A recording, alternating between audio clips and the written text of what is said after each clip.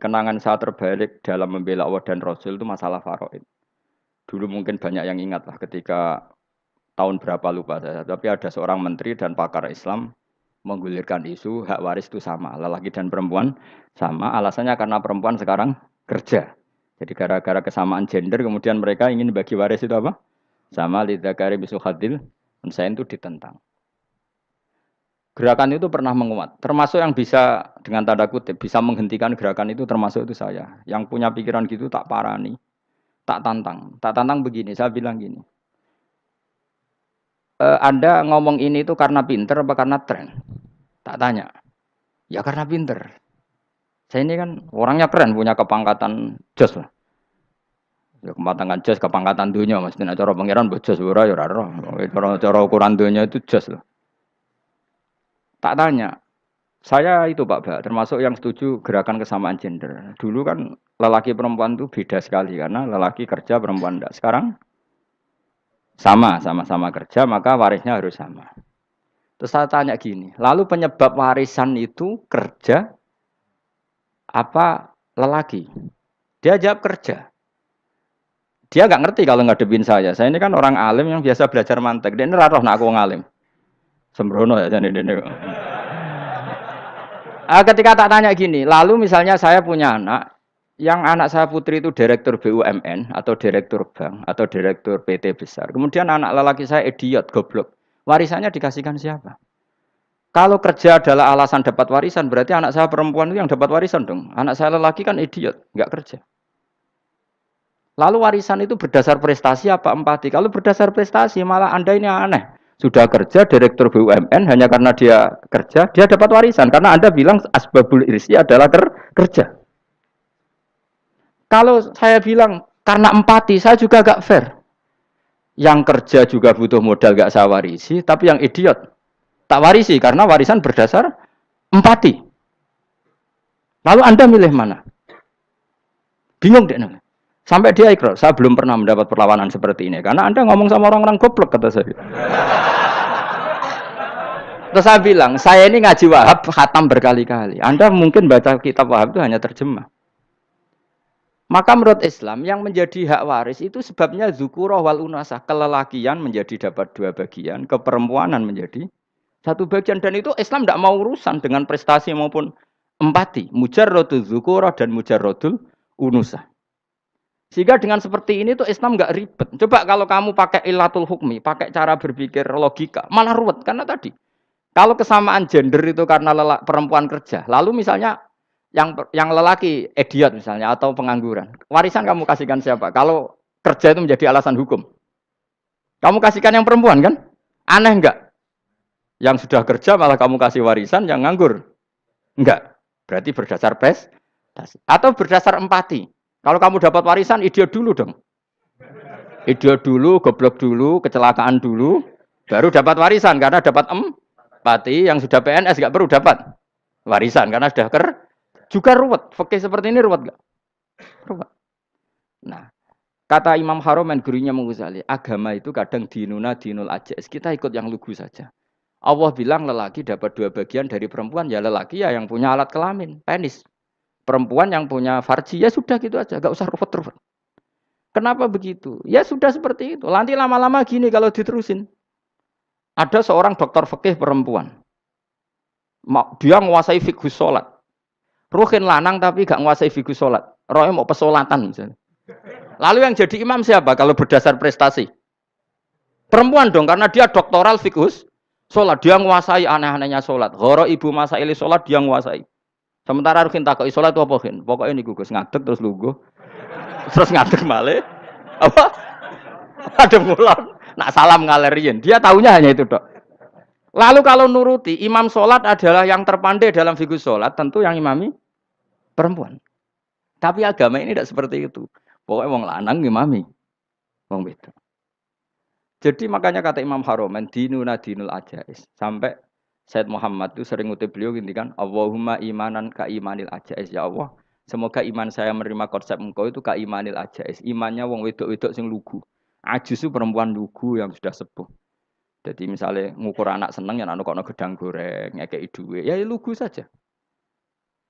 Itu bagus. Daripada kamu pakai argumentasi, karena argumentasi ini sebetulnya kelihatan cerdas, tapi ada kebodohan masif. Karena tadi, kalau hak waris kita otak-atik dengan prestasi, maka yang pro empati akan protes. Paham ya? Masa yang sudah kerja dikasih banyak, yang idiot enggak? Tapi kalau berdasar empati juga aneh. Masa dapat warisan harus goblok dulu, harus kecelakaan dulu. Maka Rasulullah pernah ngendikan ketika ditanya, lalu warisan untuk siapa ya Rasulullah? Nabi jawabnya lucu. Fali aula rojulin dakarin. Jadi Nabi sempat ngendikan kata rojul. Kemudian direvisi dakarin. Fali aula rojulin dakarin. Semua ulama ngendikan dakarin di sini adalah badal. Nabi ngendikan rojulin. Kemudian Nabi ingat kalau rojul itu identik dengan lelaki dewasa. Apa? Kemudian Nabi mengulang lagi dakarin. Tidak harus dewasa, yang penting lelaki. Jadi meskipun baru lahir, kalau dalam keadaan baru lahir namanya apa? Kan dakarin kan? Belum bisa dikatakan rojul.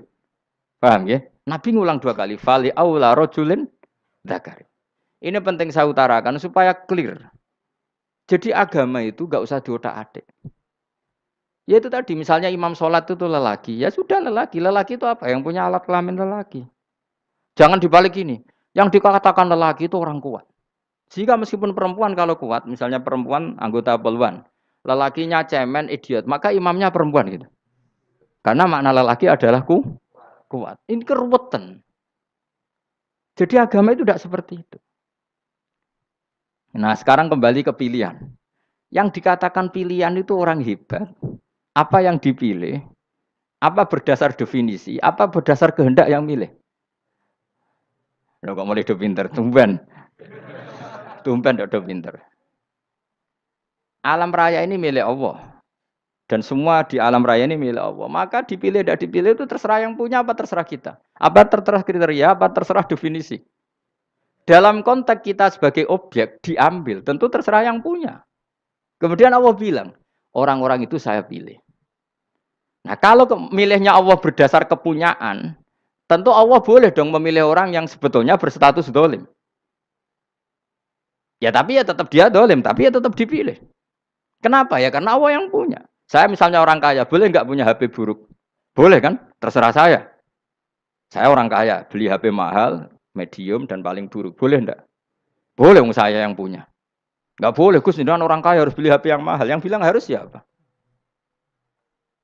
Nah kegoblokan kita ini seperti ini. Nak wong sugih HP ini kudu larang.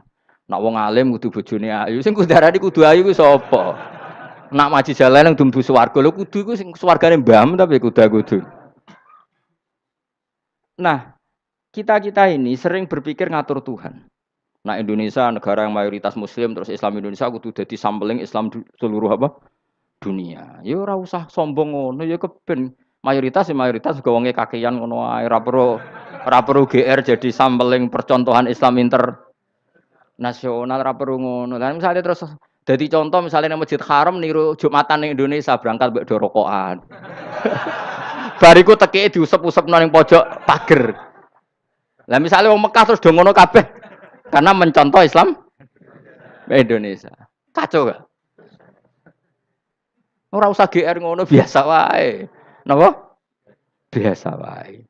Terus misalnya mencontoh Islam Indonesia, Indonesia anak jaran Wali Songo terus tahlilan nunggu nganti setengah jam. Lah terus raudhah dikepung ngono rak macet Mekah Madinah. Mergo agar ziarah Nabi terus lungguh apa? Sak jam.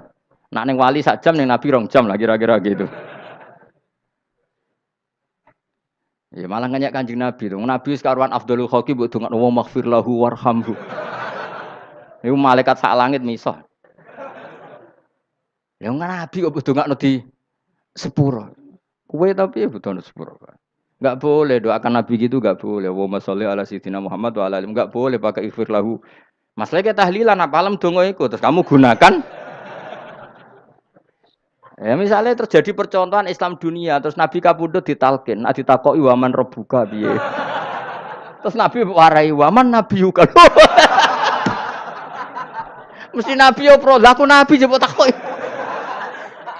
Jadi kita ini sering kumo luhur karena kita mayoritas terus jadi percontohan ora usah ngono. Paham ya napa? Ndak usah ngono, mayoritas ya mayoritas ae, tapi ora usah GR jadi apa? Percontohan internasional. Mungkin kalau masalah Islam damai ya bagus. Tapi itu kan tidak hanya Indonesia. Di mana-mana yang Islam damai juga banyak. Dan yang tukaran juga banyak. Toh yang tukaran nggak pernah maklumatkan diri ini percontohan dan enggak. Ya biasa saja.